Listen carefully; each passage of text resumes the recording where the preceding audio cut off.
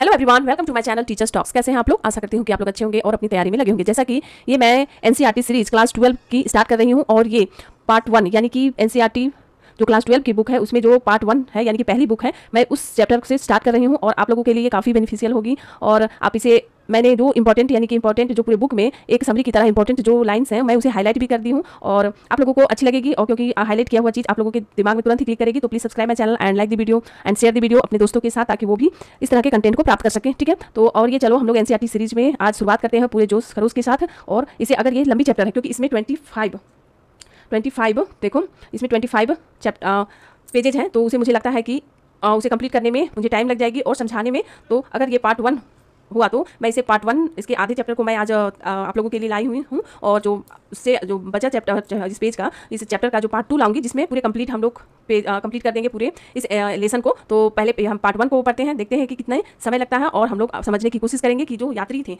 यात्रियों का जीवन, चाहे वो पुर्तगाल से आए हों या अरब कंट्री से आए हों, यूरोपियन हो, वे कैसे भारत में आए, है ना, वे किस प्रकार किन परिस्थितियों को लांघते हुए वो भारत आए, है ना, वे भारत के विभिन्न क्षेत्रों में गए, यहाँ तक भारत के पड़ोसी देशों में भी गए। ठीक है, और बहुत से ऐसे यात्री हैं जो भारत में उस समय जिस शासन तंत्र का शासन चल रहा था, यानी जिस वंश का शासन चल रहा था, उस समय उन्हें काजी भी नियुक्त किया गया था। ऐसे ऐसे भी यात्री हुए हैं। तो हम समझेंगे कि वे यात्री किस प्रकार ये भारतीय उपमहाद्वीप को किस प्रकार से और किन दृष्टि से देखने की कोशिश की, और क्या क्या चीज़ें उन्हें अच्छी लगी, और किन किन चीज़ों को वो अपने जो यात्रा वृत्तांत है उसमें उन चीज़ों को इंक्लूड किया, उन चीज़ों का वर्णन किया कि क्या उन्हें अच्छी लगी, चाहे वो खान पान हो या रीति रिवाज हो या यहाँ की परिस्थितियाँ हो, यहाँ का वातावरण हो, या आने में उनकी कठिनाइयाँ हो, जैसे कि जब वो आते थे रास्ते में तो उसे जो लुटेरे होते थे वो उन्हें परेशान करते थे। तो इन परिस्थितियों का भी वर्णन यात्रियों ने किया है। तो उन चीज़ों को हम समझने और जानने की कोशिश करेंगे। और एनसीईआरटी जो काफ़ी इंपॉर्टेंट होती है हर एग्जाम के लिए, तो ये आप लोग समझने, चाहे वो टीचर एग्जाम हो या कोई भी कंपटीशन की एग्जाम हो, या जेपीएससी हो, बीपीएससी हो, या अदर कोई भी पीसीएस हो या यूपीएससी हो, यहाँ तक कि यूपीएससी में भी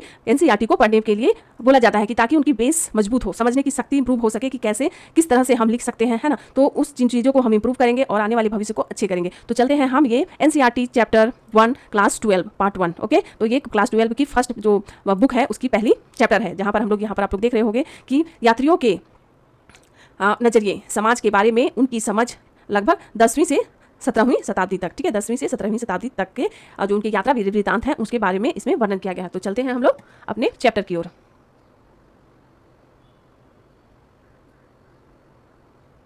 थोड़ी सी देखो, ये आप लोगों ने तो समझ लिया होगा कि ये है क्या, है ना। अब इसके बारे में हम लोग चैप्टर में पढ़ेंगे। ठीक है, जैसे मैंने हाईलाइट कर दिया है जो मुझे इंपॉर्टेंट लगी और जो आप लोगों को अच्छी लगेगी, है ना, जो आप लोगों को लगे कि नहीं कुछ और भी होनी चाहिए, तो आप लोग कमेंट में जरूर लिखना। ठीक है, और अपने जो थॉट्स हैं, अपने जो विचार हैं वो भी कमेंट में जरूर लिखना। ठीक है, और उनका जवाब मैं जरूर दूंगी। ओके, और नोट्स के लिए मेरे व्हाट्सएप नंबर में आप कांटेक्ट करना। मैं आप पहले डिस्क्रिप्शन में लिखना कि हाँ मुझे, या कमेंट बॉक्स में लिखना कि मुझे नोट्स चाहिए, देन मैं आप लोगों को व्हाट्सएप नंबर वहीं पर पिन कर दूंगी। आप लोग नोट्स के लिए मेरे से कॉन्टैक्ट कर लेना। ठीक है, तो please subscribe my channel and like the video. चलते हैं हम लोग अपने चैप्टर की ओर।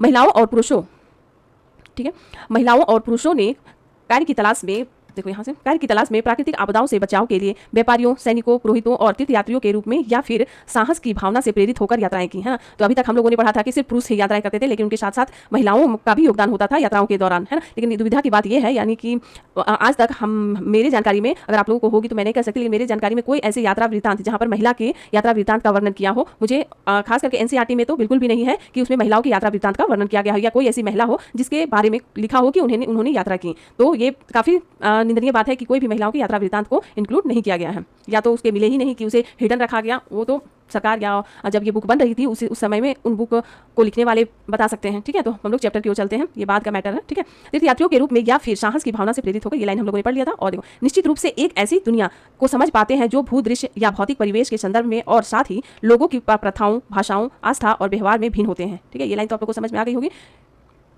इनमें से कुछ इन भिन्नताओं के अनुरूप ढल जाते हैं और अन्य जो कुछ हद तक विशिष्ट होते हैं इन्हें ध्यानपूर्वक अपने वृत्तांतों में लिख लेते हैं, जिनमें असामान्य और उल्लेखनीय बातों को अधिक महत्व दिया जाता है। यानी कि सभी चीज़ों को लिखा नहीं जाता है, लेकिन कुछ खास चीज़ें जो उसके मतलब होता है ना कि छू जाती है, उन चीज़ों को वो अपनी यात्रा वृत्तांत में इंक्लूड करते हैं। जैसे हमारा ये देखो, पान के पत्ते, है ना, पान के पत्ते पहले से भी जो बंगाल में या जो तटीय इलाकों के समीप रहते हैं वहाँ पर पान का प्रचलन बहुत अधिक होता है। ठीक है, तो जब भी यात्री आते होंगे तो उन्हें पान खाते कोई देखा होगा तो शायद बोला होगा कि जैसे देखो तंबाकू खाते हैं, एक आदमी तंबाकू खाता है तो दूसरा खड़ा होता है तो उसे भी बोला जाता है ना लो तुम भी लोगे, उसी तरह पान होगा शायद कि पान खाने के लिए बोला गया होगा तो उन्हें अच्छी लगी होगी, तो उसके लिए वो उन्होंने पान को भी इंक्लूड कर दिया अपनी यात्रा वृत्तांत में। ठीक है, अब देखो दुर्भाग्य से हमारे पास महिलाओं द्वारा छोड़े गए वृत्तांत लगभग ना के बराबर है। जैसे मैंने पहले भी कहा था कि ना के बराबर है, हालांकि हम यह जानते हैं कि वे भी यात्राएं करती थीं। सुरक्षित मिले वृत्तांत अपने विषय वस्तु के संदर्भ में अलग अलग प्रकार के होते हैं और कुछ दरबार की गतिविधियों से संबंधित होते हैं, यानी कि बहुत से ऐसे जो यात्री हुए जो किसी राजा महाराजा या सुल्तान या दरबारी होते थे, है ना, यानी दरबार में नियुक्त हो जाते थे, या तो दरबारी कवि के रूप में या दरबारी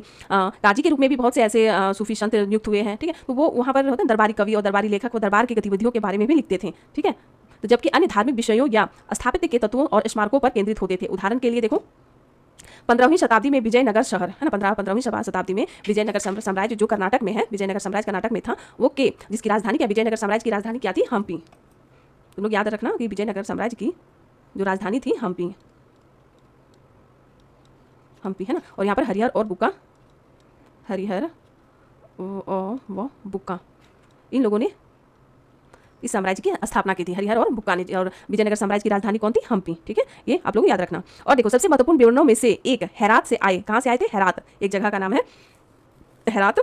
ठीक है, हेरात। ठीक है, हेरात से आए एक राजनायक अब्दुल रजाक समरकंदी, है ना, तो ये इसका उपनाम था समरकंदी, बल्कि इसका नाम था अब्दुल रजाक। ठीक है, और ये समरकंदी उसका होता है ना टाइटल नेम, तो वो समरकंदी। ये भी पूछा जाता है, ये मिलान करने के लिए भी आ जाता है कि समरकंदी किसका उपनाम था या किसके नाम के आगे लगाया जाता है या पीछे लगाया जाता था, समरकंदी है ना, तो क्या हो जाएगा, अब्दुल रजाक समरकंदी। ठीक है, वो कहाँ का था, हेरात का था, हेरात जगह का नाम है और समरकंदी से प्राप्त होती है। तो ये भी पूछा जा सकता है कि अब्दुल रजाक समरकंदी जो हेरात से आए हुए थे उसने किस साम्राज्य का विवरण दिया है या महत्वपूर्ण विवरण दिया है, तो वो क्या हो जाएगा, विजयनगर साम्राज्य का, जिसकी राजधानी क्या थी, हम्पी, और हरिहर और बुक्का ने इस साम्राज्य की स्थापना की थी। ठीक है, और देखो कई बार यात्री सुदूर क्षेत्रों में नहीं जाते हैं। उदाहरण के लिए मुगल साम्राज्य में प्रशासनिक अधिकारी कभी कभी साम्राज्य के भीतर ही भ्रमण करते हैं और अपनी टिप्पणियां दर्ज करते हैं। ठीक है, तो मुगल साम्राज्य में भी बहुत से यात्री थे, वो दूर दूर नहीं जाकर वो साम्राज्य के जो मुगल साम्राज्य की जो गतिविधियां हैं उसे जो साम्राज्य को चलाने के लिए और वहाँ के व्यक्तियों के ऊपर भी उनकी विशेषताओं, उनकी नीतियों, उनके जो शासन तंत्र को चलाने की जो गतिविधियां हैं उसके बारे में भी वर्णन किया। तभी ना हम लोग आज उसके बारे में हम लोग पढ़ पा रहे हैं। कहीं ना कहीं इन यात्रियों के वृत्तांत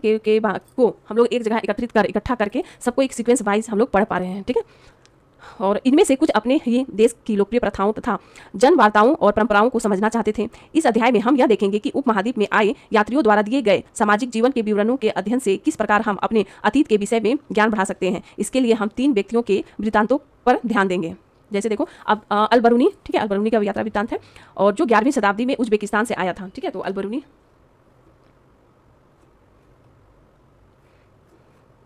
जो है 11वीं, अलबरूनी की बात करें, अलबरूनी जो क्या था, 11वीं शताब्दी में आया था, 11वीं शताब्दी में आया था और उस 11वीं शताब्दी में ये कहाँ से आया था, उज्बेकिस्तान से, यानी कि मध्य एशिया का क्षेत्र है ये उज्बेकिस्तान। ठीक है, ये क्या हो जाएगा, मध्य एशिया का क्षेत्र है। ये हो गया अलबरूनी, एक हो गया, और दूसरा क्या हो गया, इब्न बतूता। मैं इसलिए लिख रही हूँ इसे हैंड से, ऐसे भी हो सकता था, लेकिन आप लोगों को मैं लिखूंगी तो आप लोगों को याद हो जाएगी कि हाँ मैंने लिखा हुआ था और आपके दिमाग में वो चलती रहेगी। ठीक है, तो इसे एक बार नहीं, 2 बार नहीं, 3 बार भी देखना। ठीक है, इस वीडियो को, ताकि आप लोगों को याद हो सके। ये आया था 14वीं शताब्दी में। ठीक है, इब्न बतूता। आप लोगों ने एक इसकी कविता आप लोगों ने क्लास में पढ़ी होगी, अपनी 3rd या 2nd या 2 क्लास में, स्टैंडर्ड में आपने पढ़ा होगा, इब्न बतूता पहन के जूता निकल पड़े तूफान में। इसी टाइप की थी, मुझे पूरी कंठस्थ याद थी बट अभी मैं भूल रही हूँ कि इब्न बतूता पहन के जूता निकल पड़े तूफान में, इसी टाइप की कुछ थी। चलो, और ये देखो, और मोरक्को, और 3rd में ये कौन था, ये मोरक्को से तथा फ्रांसीसी, है ना। ये जो इब्न बतूता था वो कहाँ से आया था, मोरक्को से। मोरक्को कहाँ है, ये पश्चिम अफ्रीका का देश है। ठीक है, पश्चिम अफ्रीका का। ये भी क्वेश्चन पूछा गया था, कब पूछा गया था, ये केबीएस में पूछा गया था, इसी तरह दे दिया गया था और पूछा गया था कि इब्न बतूता कहाँ से आया था, तो ये पश्चिम अफ्रीका ऑप्शन में था। तो ये लिखना, अगर तुम मोरक्को याद करके रखे होगे और पश्चिम अफ्रीका तुझे पता नहीं होगा तुम लोगों को कि कहाँ से है, तो मोरक्को, तो ये पश्चिम अफ्रीका का क्षेत्र है। ठीक है, तो इतने मतलब थोड़ा सा ट्रिकी क्वेश्चन पूछे जाते हैं, इसलिए थोड़े ध्यान से। ठीक है, केबीएस वाले, एनबीएससी वाले या DSSB वाले। ठीक है, और देखो ये, और फ्रांसीसी था, और 3rd में कौन था, बर्नियर। इन सभी के विवरणों को हम लोग इस चैप्टर में पढ़ेंगे, इसीलिए पहले ही कहा गया है कि हम लोग यहाँ पर 3 यात्रियों के बारे में पढ़ेंगे। और ये क्या था, बर्नियर था। बर्नियर एक चिकित्सक था, ये याद रखना क्योंकि ये भी प्रश्न पूछा जाता है। बर्नियर क्या था, एक चिकित्सक था। ठीक है, एक चिकित्सक था, और ये क्या था, ये फ्रांसीसी था, फ्रांस से आया था। ठीक है, फ्रांसीसी था और ये चिकित्सक भी था। ठीक है, ये भी याद रखना। और ये कब आया था, 17वीं शताब्दी में। इसे भी आप लोग याद रखना, 17वीं शताब्दी में। और ये क्वेश्चन पूछा जा सकता है कि जैसे सीक्वेंस बाय पूछा जाएगा कि कौन सा, प्लीज आप इसे सीक्वेंस बाय सजाएं यात्रियों के आने के क्रम को। तो आप लोग कैसे करोगे, पहले 11वीं शताब्दी में आया था अल बरूनी, उसके बाद फिर 14वीं शताब्दी में कौन आया, इब्न बतूता पहन के जूता, है ना, यानी कि इब्न बतूता आया था 14वीं शताब्दी में, जो मोरक्को पश्चिमी अफ्रीका का था। उसके बाद जो 17वीं शताब्दी में आया था वह था चिकित्सक बर्नियर था। ठीक है, तो ये सारे आप लोग को याद रखना और इसे अभी तुरंत अपनी कॉपी में लिखो कि याद कि 11वीं शताब्दी में कौन आया था, 14वीं शताब्दी में कौन आया था और 17वीं शताब्दी में कौन आया था। ठीक है, तो आप लोगों को याद हो जाएगी। अब नेक्स्ट हम लोग चलते हैं, ज़्यादा टाइम हम लोग को नहीं लगानी है ना, इसलिए फटाफट हम लोग करने की कोशिश करेंगे। देखो अल बरूनी के उद्देश्य, देखो यहाँ से अल बरूनी के उद्देश्य, अल बरूनी ने अपने कार्य का वर्णन इस प्रकार किया है कि उन लोगों के लिए सहायक जो उनसे हिंदुओं धार्मिक विषयों की चर्चा करना चाहते थे और ऐसे लोगों के लिए एक सूचना का संग्रह जो उसके साथ, ये इंपॉर्टेंट नहीं है, ठीक है, तो यहाँ से मैं पढ़ती हूँ।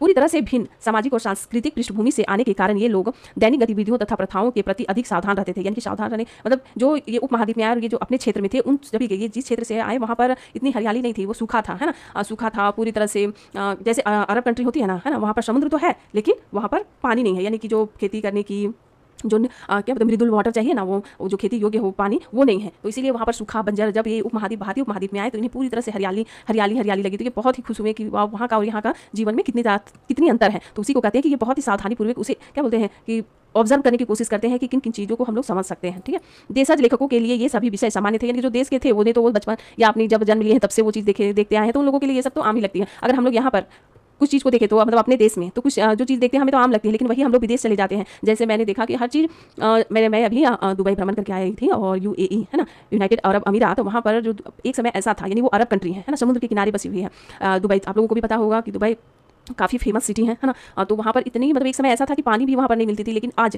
हर जगह पानी की इतनी सप्लाई करती है कि आपको पानी की कमी ही नहीं महसूस होगी, यानी कि पीने के पानी, नहाने के पानी, यानी कितनी चेंजिंग। और एक समय ऐसा था कि वहाँ पर बंजर भूमि थी, रेगिस्तान था, तो वही होता है ना, कुछ अलग चेंज हुआ है ना। इसीलिए अगर संसार को जानना है ना तो एजुकेशन बहुत ही जरूरी है। और उससे क्या होता है एजुकेशन, और आप NCERT पढ़ोगे तो इंटरेस्ट जागेगा कुछ चीज़ों को, अपने देश को विदेश को जानने के बारे में। जब तक आप थोड़ी बहुत नहीं जानोगे तो आपकी अभिरुचि कहाँ से जागेगी। ठीक है, इसलिए पढ़ाई करनी जरूरी है और मन लगा के। ठीक है, तो हम लोग NCERT सीरीज को आगे बढ़ाते हैं।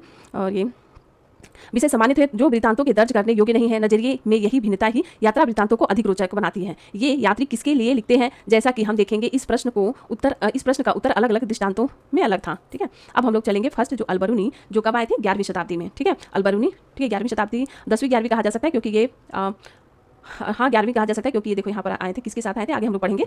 ठीक है, 11वीं शताब्दी में आए थे अल बरूनी। कहाँ से आए थे आप लोग कमेंट में जरूर लिखना, मुझे देखने की आप लोगों को कितनी बताती है और कितनी याद रहती है। ठीक है, तो ख्वारिज्म से पंजाब तक कहाँ से आए थे, ये ख्वारिज्म उज्बेकिस्तान का ये जगह है ख्वारिज्म, वहाँ से ये आए थे। तो मैंने बताया था कि ये कहाँ से आए थे, उज्बेकिस्तान। ख्वारिज्म जगह का नाम क्या था, जैसे डिस्ट्रिक्ट होती है ना, एक देश की डिस्ट्रिक्ट होती है, जिला होता है, ठीक है, तो वहाँ के ये ख्वारिज्म नामक ये जगह थी। ठीक है, तो वह ख्वारिज्म से अगर मैं मैप अगर बनाने की कोशिश करूँ तो देखो यहाँ पर देखते हैं, अगर मैं मैप बनाती हूँ तो देखो अगर अच्छी नहीं बनी तो मैं भरवलिए से बना दे रही हूँ। ठीक है, आप लोग मेन मुझे जिस चीज़ की आवश्यकता है उसे मैं देखो यहाँ पर जैसे है ये पाकिस्तान। ठीक है, पाकिस्तान के बाद ये क्षेत्र है उज्बेकिस्तान। ठीक है, इस क्षेत्र उज्बेकिस्तान में एक ख्वारिज्म जगह है, ख्वारिज्म जगह है, और यहीं से जो है अल बरूनी चला था। ठीक है, इधर से चला था क्योंकि यहाँ से ये आया था। ठीक है, यहाँ पर क्योंकि ये तटीय इलाका है ना, यहाँ पर नाव वगैरह चलते हैं, तो ये यहाँ से आया था। ठीक है, और चलते चलते जैसे होता है ना कि यहाँ से आते आते वो पंजाब तक आया था। ठीक है, सबसे पहले पंजाब आया, यहाँ पर पंजाब आया, उसके बाद अन्य क्षेत्रों पर गया। तो आगे हम चलते हैं कि अल बरूनी का जन्म आधुनिक उज्बेकिस्तान में स्थित ख्वारिज्म में सन, जो आज का उज्बेकिस्तान है, ठीक है, और ख्वारिज्म में सन 973 यानी 973 में हुआ था। इसे भी याद रखना कि 973 में अल बरूनी का जन्म हुआ था। और ख्वारिज्म में शिक्षा का एक महत्वपूर्ण केंद्र है ना, और ख्वारिज्म में एक शिक्षा का महत्वपूर्ण केंद्र था, और अल बरूनी ने उस समय उपलब्ध सबसे अच्छी शिक्षा प्राप्त की थी। ठीक है, तो शिक्षा के द्वारा ही इसे हिम्मत हुई कि वह दूसरे, क्योंकि शिक्षा ग्रहण कर लेने के बाद एक होती है ना अंदर से कुछ जानने की आकांक्षा, वो इसके मन में क्या बोलती शांति नहीं दे रही थी, इसके मन को खलबलाहट दे रही थी, इसीलिए वो अकेले ही निकल पड़ा अल बरूनी, ना ही कोई फौज, ना ही कोई एक होता है ना अपने साथ बहुत सारे लोगों का एक हुंज, उसने कुछ नहीं लिया और अकेला ही निकल गया। तो ये 973 में होता ख्वारिज्म में। और देखो ये है कि वह कई भाषाओं के ज्ञाता था, जिसमें क्या था सीरियाई, फारसी, हिब्रू, है ना, तथा संस्कृत भी उसे आती थी। देख लो संस्कृत भी आती थी, तभी यहाँ पर आके टिक गया, है ना। हालांकि वह यूनानी भाषा का जानकार नहीं था, पर फिर भी वह प्लेटो और, है ना, ये यूनानी भाषा के विद्वान है प्लेटो और अन्य यूनानी दार्शनिकों के कार्य से पूरी तरह से परिचित था, जिसने उसे अरबी अनुवादों के माध्यम से पढ़ा था, जिन्हें सन 1017 ईस्वी में ख्वारिज्म पर आक्रमण के पश्चात सुल्तान महमूद यहाँ के कई विद्वानों को, यानी सुल्तान महमूद जो थे यहाँ के कई विद्वानों को और कवियों को अपने साथ राजधानी गजनी ले गया। ठीक है, बलूचिस्तान, ठीक है, वहाँ ले गया, गजनी ले गया, और ठीक है अफगानिस्तान में। ठीक है, और आगे हम लोग पढ़ते हैं, गजनी ले गया, पर धीरे धीरे उसे यह शहर पसंद आने लगे, है ना। इन कवियों को क्या आक्रमण हुआ था सुल्तान महमूद का, उसके बाद बहुत सारे ख्वारिज्म पर आक्रमण किया और बहुत सारे याद कवियों और विद्वानों को लेके चला गया गजनी, पर इन लोगों को काफ़ी अच्छी लगी उस जगह। 70 वर्ष की आयु में अपनी मृत्यु तक उसने अपना बाकी जीवन यहीं बिताया, ठीक है। और गजनी में ही अलबरूनी की भारत के प्रति रुचि विकसित हुई, ठीक है। यह कोई असामान्य बात नहीं थी। 18वीं शताब्दी से ही संस्कृत में रचित खगोल विज्ञान, गणित और चिकित्सा संबंधी कार्यों का अरबी भाषा में अनुवाद होने लगा था। पंजाब के गजनवी साम्राज्य, ठीक है, का हिस्सा बन और पंजाब के गजनवी साम्राज्य का हिस्सा बन जाने के बाद स्थानीय लोगों से हुए संपर्कों ने आपसी विश्वास और समझ का वातावरण बनाने में मदद की। अलबरूनी ने ब्राह्मण, पुरोहित तथा विद्वानों के साथ कई वर्ष बिताए और संस्कृत धर्म तथा दर्शन का ज्ञान प्राप्त किया। हालांकि उनका यात्रा कार्यक्रम स्पष्ट नहीं है, फिर भी प्रतीत होता है कि उनसे पंजाब और उत्तर भारत के कई हिस्सों की यात्रा की जाए। और देखो यहाँ पर देखते हैं ग्रंथों के अनुवाद, विचारों का आदान प्रदान। कई भाषाओं में दक्षता हासिल करने के कारण अलबरूनी भाषाओं की तुलना तथा ग्रंथों का अनुवाद करने में सक्षम रहा। उसने कई संस्कृत कृतियों, जिसमें पतंजलि की व्याकरण पर ग्रंथ भी शामिल है और अरबी में अनुवाद किया है ना, जो पतंजलि का व्याकरण का ग्रंथ है ना, उसको अरबी भाषा में अनुवाद किया। अपने ब्राह्मण मित्रों के लिए उसने यूक्लिड, जो अपने ब्राह्मण मित्र यहाँ भी सर्च चल रहे थे, तो जो ब्राह्मण मित्र थे इनके, उसने क्या किया कि जो यूनानी गणितज्ञ थे, एक यूनानी गणितज्ञ थे यूक्लिड, है ना, के कार्यों का संस्कृत में अनुवाद भी कर दिया, ताकि उनके जो ब्राह्मण मित्र हैं वो जान सके उनके जो गणित की विधियों को, तो यानी कि ज्ञान का आदान प्रदान हो गया, ठीक है। उनके लिखने के समय यात्रा वृत्तांत अरबी साहित्य का एक मान्य हिस्सा बन गया। ये वृत्तांत पश्चिम में सहारा रेगिस्तान, ठीक है, सहारा रेगिस्तान कहाँ पर है आप लोग बताना, और रेगिस्तान से लेकर उत्तर में वोल्गा नदी तक फैले क्षेत्रों से संबंधित थे। इसीलिए हालांकि 1500 ईस्वी से पहले भारत में अलबरूनी को कुछ ही लोगों ने पढ़ा। भारत से बाहर कई अन्य लोग संभवतः ऐसा कर चुके थे, ठीक है। अब देखो इनकी बुक कौन सी है, अलबरूनी की बुक है किताब उल हिंद, तो ये भी इंपॉर्टेंट है। और अब मैं इतने पढ़ाने के बाद आप लोगों को इससे फिर से इंपॉर्टेंट वाले चैप्टर देखो, यहाँ पर है काफ़ी फैक्ट्स हैं इसमें। तो देखो किताब उल हिंद किसकी थी, अलबरूनी की है। और जो किस भाषा में है, ये केवीएस में या कोई भी स्टेट पीसीएस या में ये प्रश्न पूछे जाते हैं कि जो किताब उल हिंद किसकी रचना है, तो अलबरूनी की, और किस भाषा में लिखी गई है, तो वो अरब से आए थे, ठीक है। तो अरब से आए थे, तो वो किस भाषा में थी, अरबी भाषा में, ठीक है। यह एक वृत्तांत ग्रंथ और जो धर्म और दर्शन, त्योहारों, खगोल विज्ञान, कीमिया, रीति रिवाजों, प्रथाओं तथा सामाजिक जीवन, भार तौल और मापन विद्या, मूर्तिकला, कानून, मापतंत्र, विज्ञान आदि विषयों के आधार पर 80 अध्यायों में विभाजित है। यानी कि जो किताब उल हिंद जो पुस्तक है अलबरूनी की, वो कितने अध्याय है, उसमें टोटल 80 अध्याय है। यानी कि देखो लेसन यानी कि देखो इसमें जैसे 25 लेसन है, ये बुक एनसीईआरटी यात्रा वृत्तांत दिया है, वहाँ पर 25 है, जबकि ये अलबरूनी मैं समझाने के लिए समझा रही हूँ कि किताब उल हिंद की जो पुस्तक थी उसमें टोटल 80 यानी कि 80 अध्याय थे, ठीक है। तो समझो कि कितनी मोटी बुक होगी, ठीक है। ये हो गया सामान्यता, हालांकि हमेशा नहीं, सामान्यता, ठीक है। अलबरूनी ने प्रत्येक अध्याय में एक विशिष्ट शैली का प्रयोग किया है, जिसमें आरंभ में एक प्रश्न होता है ना, यानी कन्वर्सेशन शैली में, जैसे कोई प्रश्न पूछता है उसके उत्तर दे रहे हैं, तो इसे ही उसे कहा जाता है कि प्रश्न उत्तर शैली में। तो फिर संस्कृतवादी परंपराओं पर आधारित वर्णन और अंत में अन्य संस्कृतियों के साथ एक तुलना। आज के कुछ विद्वानों का तर्क है कि इस लगभग ज्योतिष संरचना जो अपनी स्पष्टता तथा पूर्वानुमेयता, ठीक है, तो मैं इसकी आप लोगों के लिए लाई हूँ कि पूर्वानुमेयता जो कठिन शब्द है उसे आप कैसे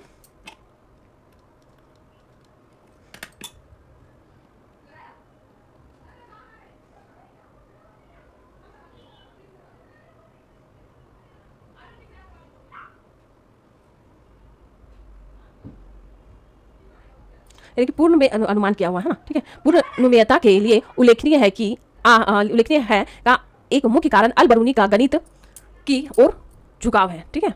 तो आगे चलते हैं। अलबरूनी जिसने लेखन में भी अरबी भाषा का प्रयोग किया था, ने संभवतः अपनी कृतियां उपमहाद्वीप के सीमांत क्षेत्रों में रहने वाले लोगों के लिए लिखी। वह संस्कृत, पाली, प्राकृतिक ग्रंथों के अरबी भाषा में अनुवादों तथा रूपांतरणों से परिचित था।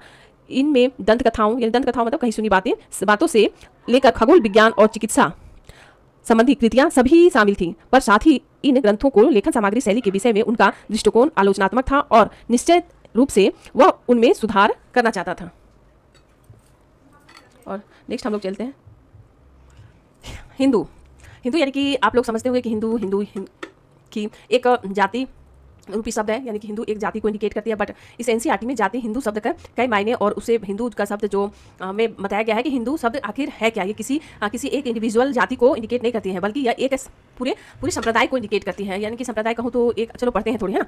हिंदू शब्द लगभग 6वीं से 5वीं शताब्दी ईसा पूर्व में प्रयुक्त होने वाले एक प्राचीन फारसी शब्द, जिसका प्रयोग सिंधु नदी के पूर्व के क्षेत्र के लिए होता है, से निकला था। अरबी लोगों ने इस फारसी शब्द को जारी रखा और इस क्षेत्र को अल हिंद तथा यहाँ के निवासियों को हिंदू कहा, ठीक है। अब कालांतर में जब तुर्क आए, तुर्क सल्तनत काल स्टार्ट हुआ, उस समय देखो उस समय तुर्कों का आगमन हो रहा था। तो तुर्कों यानी कि 12वीं 13वीं शताब्दी की बात है, तुर्कों ने सिंधु से पूर्व में रहने वाले लोगों को हिंदू कहा, है ना। सिंधु के पूर्व में यानी कि जो ऐसे नक्शा बनाए, ठीक है, तो ये सिंधु नदी यहाँ पर देखो यहाँ पर भरवली बना रही हूँ, देखो यहाँ पर क्या है, सिंधु नदी बहती है, ठीक है, पाकिस्तान में, और यहाँ पर सिंधु से पूर्व में, इधर हुआ, तो यहाँ पर बोला गया है कि सिंधु से पूर्व में रहने वाले को क्या कहा गया, रहने वाले को लोगों को हिंदू कहा गया, ठीक है। उनके निवास यानी कि से पूरे एक जो महाद्वीप थी, भारतीय उपमहाद्वीप थे, उसे पूरे को ही लोग हिंदू कहा, ना कि अलग अलग धर्म संप्रदायों में बांटा, कि निवास क्षेत्र को हिंदुस्तान कहा गया और इसे पूरा क्या कहा गया, हिंदुस्तान, तथा उसकी भाषा को हिंदवी कहा गया, का नाम दिया गया। इनमें से कोई भी शब्द लोगों की धार्मिक पहचान का स्रोतक नहीं था। इस शब्द का धार्मिक संदर्भ में प्रयोग बहुत बाद में की बात है, ठीक है, मतलब बहुत बाद में इसे एक धर्म के रूप में, इंडिविजुअल धर्म के रूप में वर्णन किया गया, ठीक है। अल बरूनी, जिसने लेखन में भी अरबी भाषा का प्रयोग किया, ने संभवतः अपनी कृतियां उपमहाद्वीप के सीमांत क्षेत्रों में रहने वाले लोगों के लिए लिखी थी। वह संस्कृत, पाली और प्राकृतिक ग्रंथों के अरबी भाषा में अनुवादों और रूपांतरणों से परिचित था। उनमें दंत कथाओं से लेकर खगोल विज्ञान और चिकित्सा संबंधी कृतियां सभी शामिल थी, पर साथ ही इन ग्रंथों को लेखन सामग्री शैली के विषय में उपयोग दृष्टिकोण आलोचनात्मक था। निश्चित रूप से वह उनमें सुधार करना चाहता था। अब देखो 13वीं शताब्दी की अरबी पांडुलिपियों का एक चित्र, जिसमें क्या है कि 6ठी शताब्दी ईसा पूर्व एथेंस के राजनेता एवं कवि, ठीक है, सोलेन, क्या वो कौन थे, एथेंस के राजनेता, एक जगह का नाम है। एथेंस के जो राजनेता और कवि था वो सोलेन को विद्यार्थियों को संबोधित करते हुए बताया गया है, ये था सोलेन, हाँ, एथेंस का था, ठीक है। अब देखो, अब पहला हम लोग पढ़ लिए अल बरूनी का, जो 11वीं शताब्दी में आया था और कहाँ का था, आज का उज्बेकिस्तान यानी ख्वारिज्म जगह का, तो वो ख्वारिज्म से पाकिस्तान पंजाब तक की यात्रा का विवरण देता है, ठीक है। अब हम लोग इब्न बतूता का रहला पढ़ते हैं, इसे रिहला या रहला भी कहा जाता है, ठीक है, तो आप लोग कंफ्यूज मत होना, कहीं पर अगर कॉम्पिटिशन में रहला भी आ जाए तो यही है, ठीक है।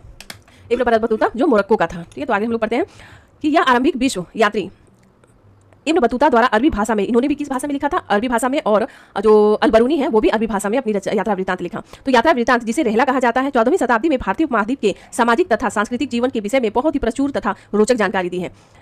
मोरक्को के इस यात्री का जन्म है ना, ये इंपॉर्टेंट है, तंजियर, है ना, जो इब्न बतूता का जन्म कहाँ पर हुआ था, तंजियर में, जो कहाँ पर, मोरक्को में है।